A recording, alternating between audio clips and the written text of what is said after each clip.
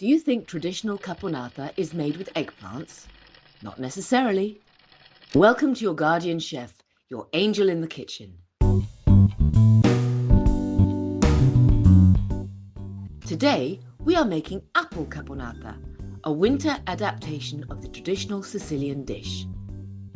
This original version of the more traditional caponata replaces summer eggplants with crisp winter apples. Known as caponata di mele, it maintains the sweet-sour taste that is a staple of Sicilian cooking. Like eggplant caponata, this recipe is best made a day in advance as the flavors deepen over time. These are the ingredients you need. The measurements are in the description below. Chop the celery and the onion into similar sized pieces. Peel and cut apples into 1-inch to 20mm cubes. The apples must be firm and crunchy. You can use Granny Smith apples for a more pronounced sour note, or Fuji apples if you prefer a sweeter result. Varieties that turn soft or floury when cooked should be avoided, as they'll break down and spoil the final texture of the dish. Heat olive oil in a large pan over medium heat. Add onion and celery and cook until soft and translucent, about 8 to 10 minutes.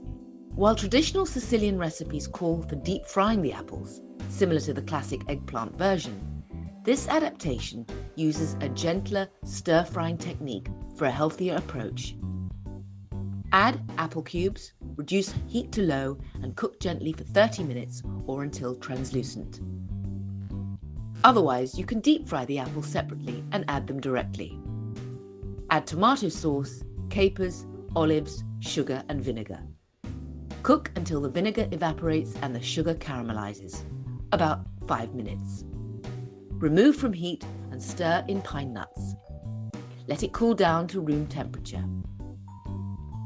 Transfer to an airtight container and refrigerate overnight, 24 hours for best results. Apple caponata can be served as a side dish, an appetizer, or for special occasions. It pairs well with roasted meats, especially game or rich cuts, or with a strong, mature cheese like the local pecorino. I love to make it for winter dinner parties, as I can prepare it the day before and serve it the next day at room temperature. For more Sicilian recipes, check out the playlist above. And don't forget to subscribe. I love it with deep-fried apples. A little bit of indulgence every once in a while doesn't hurt.